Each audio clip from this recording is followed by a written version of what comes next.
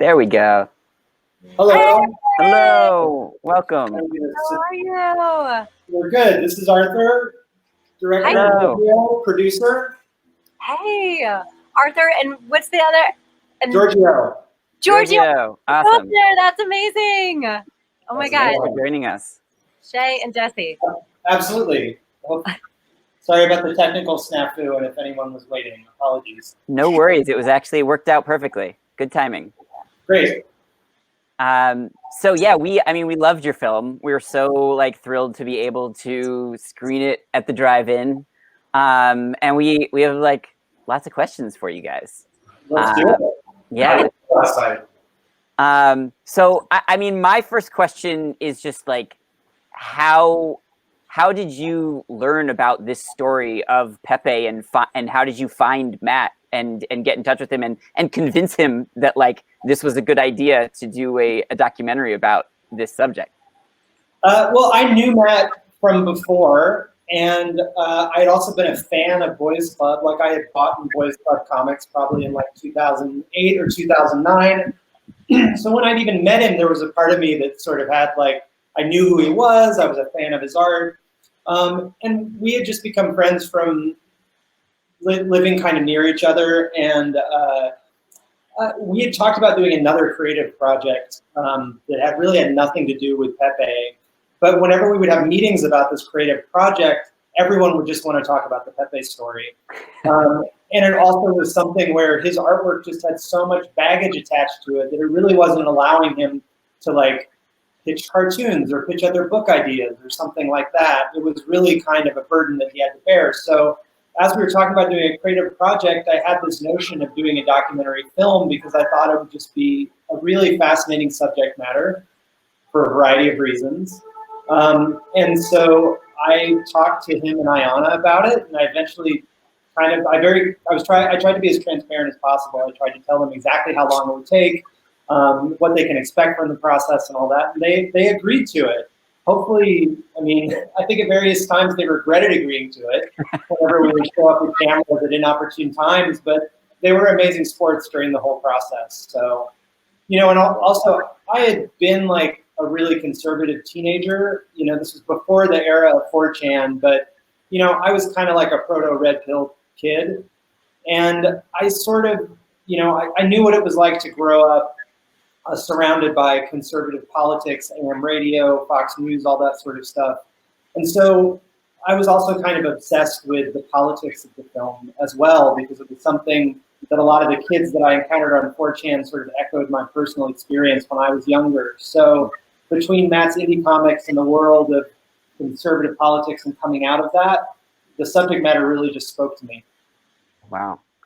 One thing you mentioned there was that you told them how long you thought it would take to make the documentary. Now, I know it's really hard to estimate how long a documentary is going to take because sometimes the story completely changes halfway through. So were you at all accurate in that estimation of how long the documentary was going to take to make?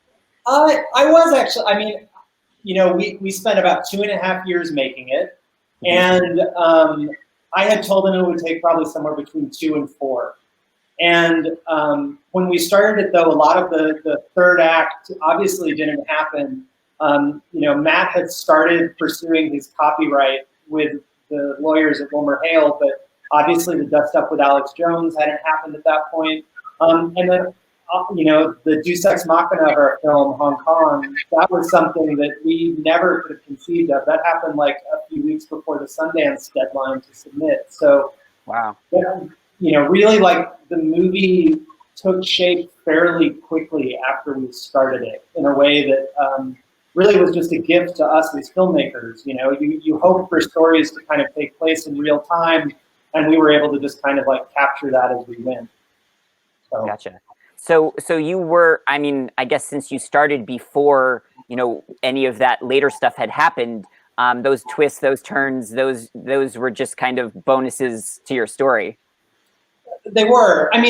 When I had first approached Matt and Ayana about doing it, I had written a 40-page outline of maybe what I had thought the movie could conceivably be.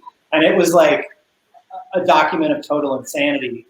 It was something that would really just, I was going down every single little wormhole that I could think about in the document.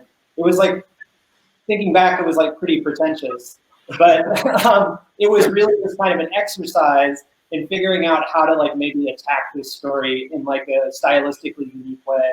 And then that's when I brought Giorgio kind of into the fold, because Giorgio had me work on his film, Owned: A Tale of Two Americas, that is about sort of the history of post-war housing policy in America.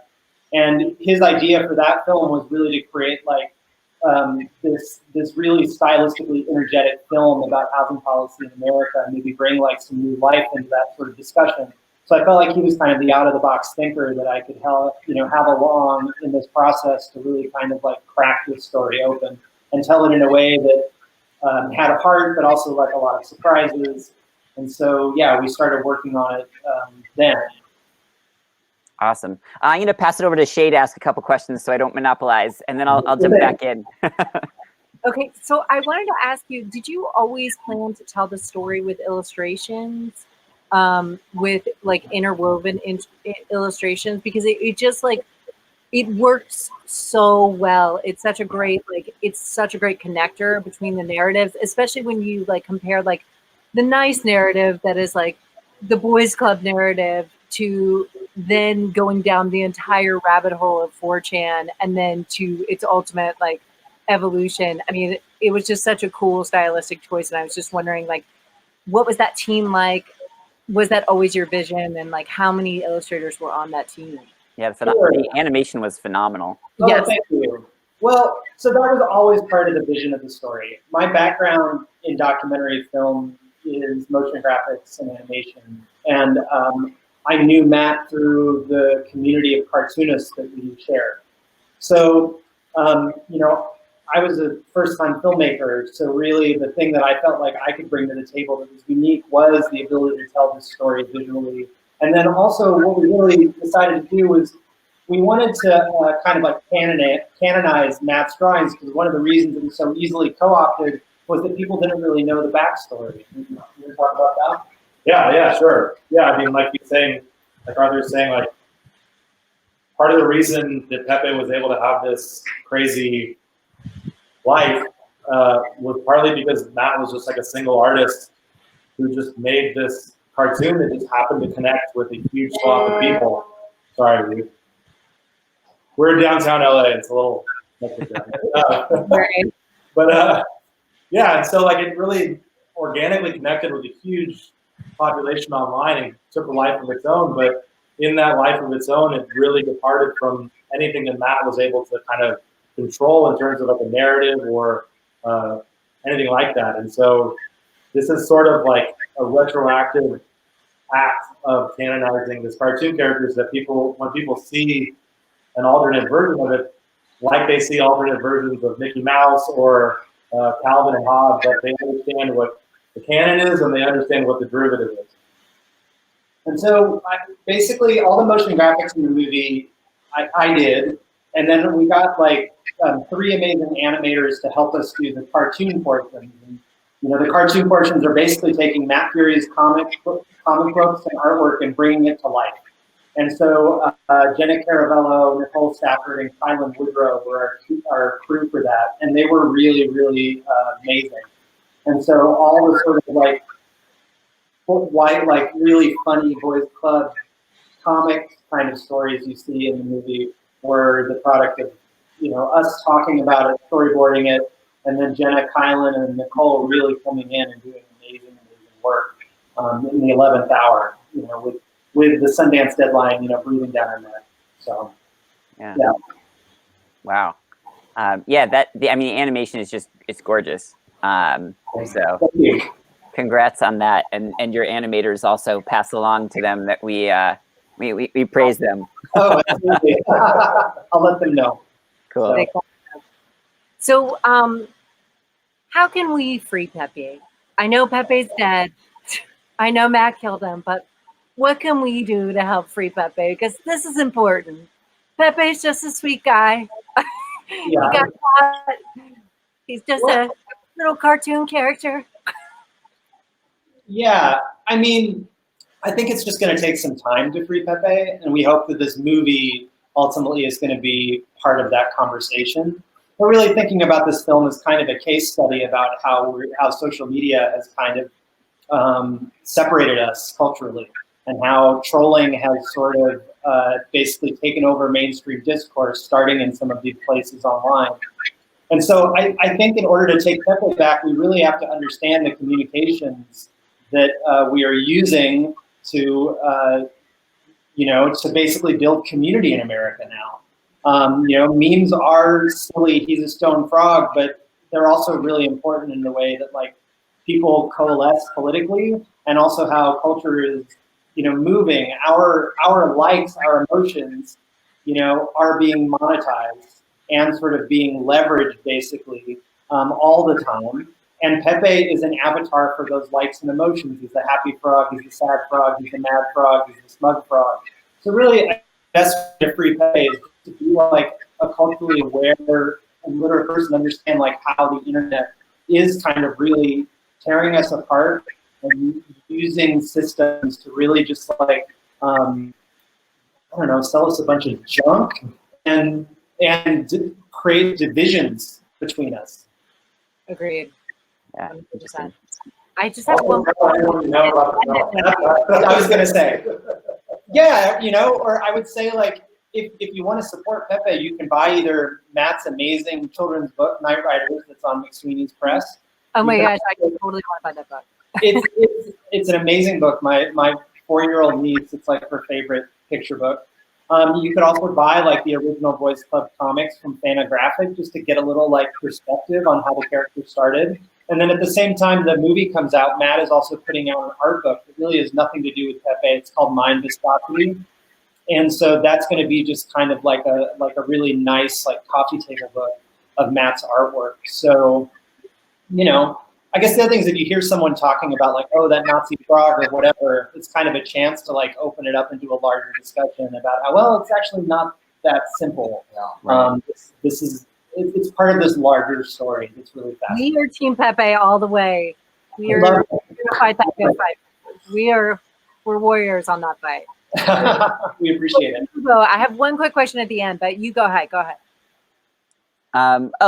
I just wanted to ask you guys how you got some of the more controversial, difficult footage with the more conservative element, and the footage of like with Alex Jones and with I'm blanking on the name, but the primary person that you interviewed who was really into 4chan. So,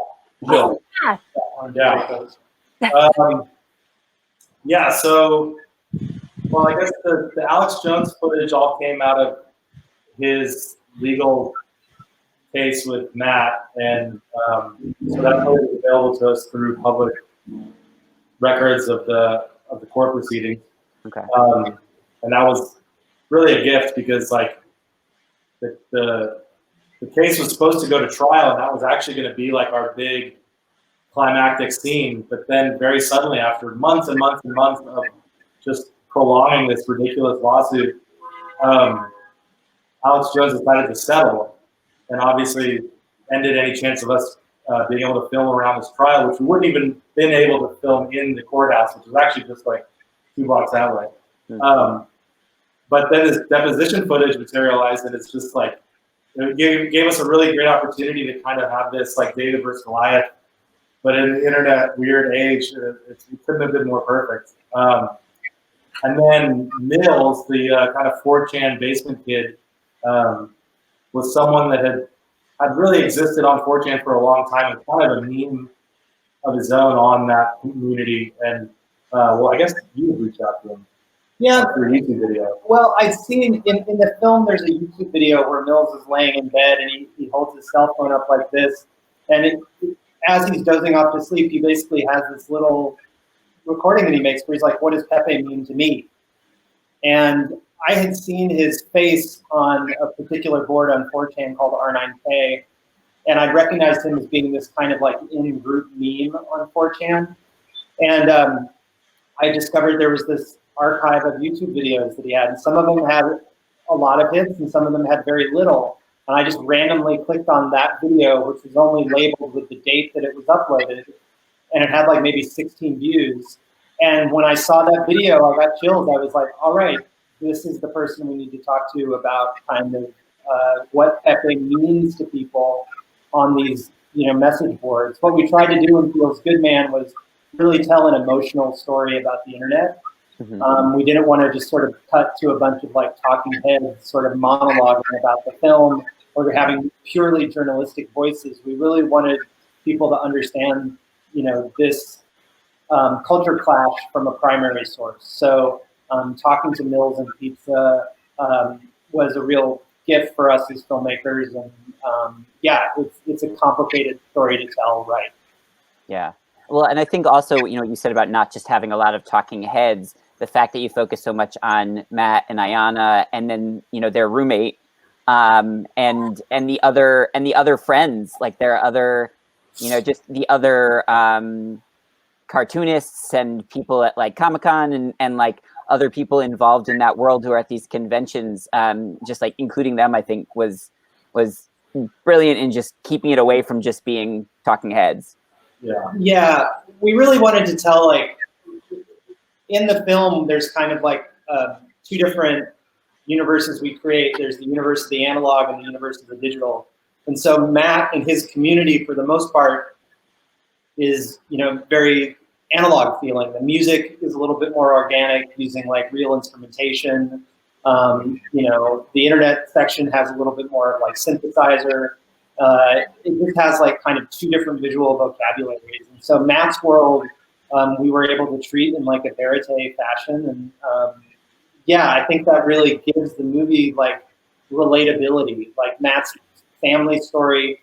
Matt's a really good friend to people. People really love Matt. And so I think that's a real, we would talk about that as being like an EpiPen in the edit, where it was like if things started to get too dark within the world of like 4chan or online culture, all of a sudden we could, have a little moment of family or friendship, and to bring this story back around to a place that really felt like emotionally centered and true, both to Matt and then also the audience. That definitely worked. That definitely, I just was so connected to him. He's such a sweet presence, and you can tell everybody really loves him. And yeah, it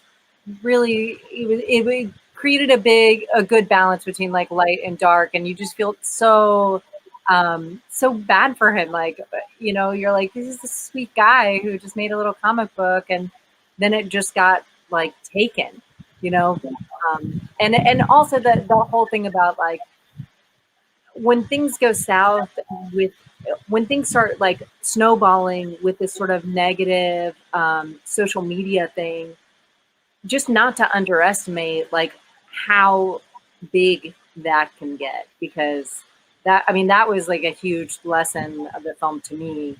Yeah.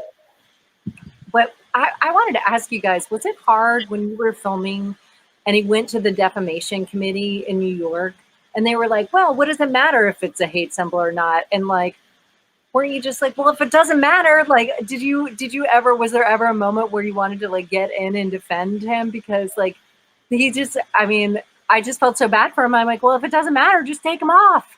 Pepe doesn't deserve to be there. Yeah, Giorgio was shooting that. I at various points in the film, I felt very protective of Matt, and I hoped that wouldn't serve. Yeah, I hope that we could still make like an uncompromised piece of art. But that was that conversation went on for probably about 35 minutes. So what you see obviously is like a pretty succinct edit of it. It was something that Matt really needed to do to get off his chest. And to go back to one of your earliest questions about just like saving Pepe, how to save Pepe, obviously our hope is that someday, Pepe will get taken off of the Anti-Defamation League's hate symbol list. And I think that will happen in time, but how did you feel shooting that section? Yeah, so that was something that Matt elected to do after Alex Jones had settled out of nowhere. And I think Matt was obviously very relieved, but it also felt a little unfinished, right? And so it was actually, to his credit, like his interest to go fly to New York and really try to take on a huge institution like that. Well, not really take on, but just like really go respectfully and ask them in a reasonable way, like, let's end this, right? Like, if we won this case and it's time to put it to rest. But it's hard because I understand Anti-Defamation League's position too, which is just like, Yeah.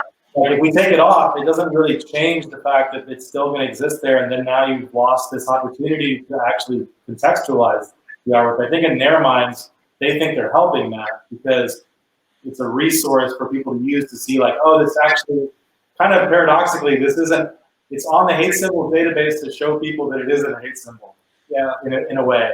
And so I think it would be nice, so I see their mission and their vision for it. I just wish that there was a way to like, maybe create another another section that isn't the hate symbols database, but just like the internet literacy database or something like that, because, you know, I don't know, it's probably a little too nuanced for them, but.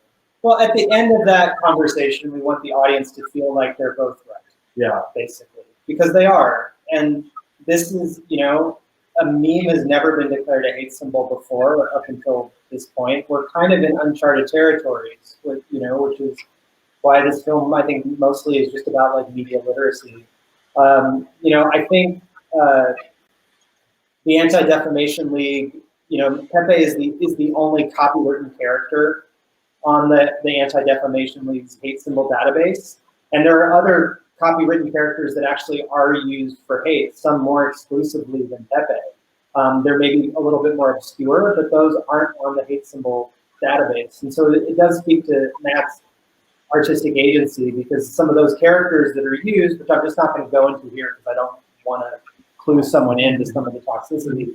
But, you know, Matt's an independent artist. He had to find lawyers to work pro bono for that he could basically collaborate with. Whereas if you are a copyright holder, say it's Nickelodeon or Disney or something like that, you just have a lot more resources than Matt does. So, but also there's like SpongeBob SquarePants and SS outfits and Nazi gear and there's Mickey Mouse versions. Like any popular cartoon has a whole like totally lane of awful, hateful versions, and it does feel like Pepe is particularly special in that world, but it also is the case that it is a copywritten piece of art that Matt created with not that intention, that other people adorned with garbage, and it seems particularly unfair to the situation. But yeah, it's also important to note that like some of Pepe really being used as propaganda specifically by white supremacists who started to use it essentially as their logo. That happened after the Anti-Defamation League declared it a hate symbol. People started to lean into the toxicity of the character. Well, it's probably tangential, but I think it is important to bring up, which is like, I think what makes Pepe special in this day and age is that you have social media is this machine that's both very powerful and it can do really great things like we're seeing right now and how we're organizing the country during this Black Lives Matter moment. But also it's a way for bad faith actors to gain followers relatively easily. But in order to do that, they have to subvert a lot of the kind of patrolling that happens on those websites, to control hate speech, to control all these sorts of things. So they have to come up and invent euphemisms or dog whistles, as we're calling a frog whistle in Pepe's case, right? So Pepe becomes this convenient workaround to say what you mean without really saying it. And so I think that's probably the most important thing that like the Anti-Defamation League is doing, is just making people aware that like language on the internet, like this is a new thing that we're going to have to contend with for as long as social media exists. And as long as racists and fascists exist, there's always going to be this effort to try to subvert these systems by using things like Pepe. Cool. I have one more quick question that I'm just dying to know before we finish up, and it's just has to do at the very end of the movie and the hopeful kind of curveball that. How did you guys find out that all of a sudden Pepe was being used as this like positive symbol, you know, on the other side of the world? How did that come to you guys? It came to us through the New York Times. There was a New York Times article about it, and both of our phones, I think, started like pinging with messages from friends of ours on the East Coast that had seen the article and knew we were working on the film. And it was another one of those moments similar to the deposition footage that we were able to get, where it turns out that one of our talking heads in the movie, there's a journalist named Aaron Sankin, who leads you through the moment where basically Pepe becomes Trump. He's the guy sort of taking you through the moment, talking about how Pepe first gets the Trump hair. It turned out he had just moved to Hong Kong. And so we emailed him, and he was like, oh yeah, there's a Pepe protest that's going to be near my apartment here in Hong Kong, and it's going to be a 2-mile long human chain, where every single person in the human chain is going to be either holding a Pepe that connects them to the other person, like they'll have a Pepe doll in between the two of them, or they're encouraged to make their own Pepes and bring their own Pepes. They're pro-democracy, anti-authoritarian Pepes. And so we were just able to have him and a woman that we were able to just find through our network of friends and journalists to go and shoot it basically immediately. And then we got the footage on a Google Drive. We edited it so quickly and submitted to Sundance, basically all in the period of like 3 or 4 days. It was pretty exhilarating when the footage was coming in, because we had given like Diana, the woman that shot it, her name's Diana Chan, she shot all of that stuff. And we'd given her like basically kind of like a storyboard or like a blocking of what we were hoping that the scene would be. And she really nailed it. She did like a really fantastic job on that. Her and Aaron did a nice job of getting that footage for us. So it was just one of those moments we could have never predicted at the very beginning of this process when I made that insane document. You just have to be open to the process and let the documentary come to you. And thankfully, there's a part in this movie about meme magic. We did sort of feel like there were moments where there were like some magical forces that were sort of at work in the edit room as we were kind of like trying to figure out how to tell this story in the right way. That was one of them. It's a deus ex machina. It's crazy. We were trying to figure out how to stick the land in the story, and then this happened. Wow. Did you ever find out, or is there any research on how that transition ended up happening? How Pepe became, this positive image in Hong Kong? Well, yeah, go ahead. So John Michael Greer, our kind of occultist in the film, says at the end, oh yeah, that guy's a moment, and we have to hear what he has to say. And in Asia, like really all around the world, like Pepe is part of internet culture, and it has a different relevancy in each area. But like it is true that kind of wherever you see Pepe, it's almost like a canary in a coal mine. Like he's operating at an emotional valence that speaks to a kind of existential crisis that youth are facing around the world. And in Asia, and especially in Hong Kong, like, Pepe is a really popular bootleg thing, but for just completely kind of pacifist reasons. It's just kind of like a sad frog, kind of dopey.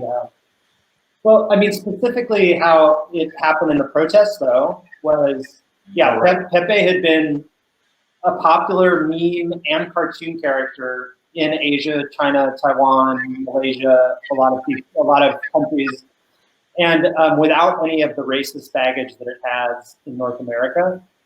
And so that was happening, while all the Trump stuff was happening here. And then there was a protest in which a young female protester got hit with a rubber bullet, and she basically got her eye injured or maybe knocked out, we don't know. And so the next day to the protest, she showed up with a bandage over her eyes. She was wearing a yellow hard hat, and she had a sign that she had made herself of Pepe with his eye shot out. He had a bandage on his eye and it was bleeding. And that was an image that the press ran with. For whatever reason, that became like an iconic image as the protests were just starting to gain steam. As the protests were going from thousands of people to 10,000 people, 20,000 people, 50,000 people. And so people started to, at that point, use Pepe with the hard hat, use Pepe with the eye patch, use Pepe with the mask. The other reason why Pepe became so popular in the Hong Kong protest moment was that all the facial recognition software that the Chinese government was using meant that protesters had to cover themselves, like Giorgio is right now, with a mask. So Pepe, once again, is an avatar for the anonymous. People can't show their faces because they're going to end up probably getting the police knocking on their door. So Pepe just became, once again, this avatar for the anonymous internet user. Wow. Yeah, and some places use the V for Vendetta mask, and some use Pepe. Absolutely. And I also will say, like, their notion of Pepe is, there's a handful of cartoon characters that are used in the Hong Kong protest movement. There's the Shima Inu dog. There's the pig, which is sort of the like de facto mascot for Hong Kong. But, Pepe was kind of used like a bat signal where people really wanted the West to intervene in that moment. And so they knew that Pepe was popular in the US and in other places in Europe, Western democracies, and that they understood that there was a lot of baggage attached to that too. Right. But they really were hoping that by having these sort of like memes, essentially, these like pretty innocuous, easy to spread memes, they were really wanting intervention. So it was another way that people were using memes to basically democratize propaganda and get their message out for what they needed to get out. Wow, very cool. And I should also clarify that I referred to it as the V for Vendetta mask, and I should have referred to it as the Guy Fawkes mask, because that's a great example of something being, turning into another association. It's true. It's true. But it is used from V for Vendetta for sure. Yes, for sure. This has been amazing. Thank you guys for sharing with us today. Shea, did you have any final questions? No, just thank you so much. We both were like, we were texting back and forth about how much we love Feels Good Man. And I just wish you all the best with your run. I guess my question would be like, what's next for you in terms of distribution for Feels Good Man? Where can we look for it if people weren't able to get to it last night at Lighthouse? Where can they find it? Sure. Well, if you want to follow us on Instagram at Feels Good Man Film, we'll keep you updated there. We're going to be making some very exciting announcements here in the next couple of weeks. But the film will be out later this year before the election. And and it's going to be where everyone can see it. So we can't say exactly what it is yet, but people are going to have a chance to see it, and some of that's going to depend on how things reopen and all of that. But we're really looking forward to taking out the world, just because the film festival run that we've had with it, and thank you guys for having us, we really appreciate it, has been like such a great place to have these discussions. We feel like this movie is made to really kind of like haunt people. We wanted to start good conversations, and so a gentle haunting. A gentle haunting, yes, a peaceful, gentle, froggy haunting. But also, I mean, we've had like I think 21 festival cancellations. So thank you so much for making this one. For making it happen in the scrappiest way. It's great. It's really great. Yeah, well, we're thrilled to have had you guys on screen Feels Good Man at our drive-in, and thank you so much for being with us today. Thank you so much. Thanks so much. Bye, guys. Take care. And thank you to our audience for watching today and being with us on this talk and all of our other talks that we've had so far this week. We have 2 more days of talks. Tonight we've got the drive-ins, and then tomorrow we have talks all day starting from 1 p.m. through 7 p.m. And then the final closing night films on Saturday night. We do the talks for those on Sunday. So join us for those as well. All of our filmmaker talks are free and open to the public. So share it around and, welcome. Join us. Thank you. Great job. Bye, guys.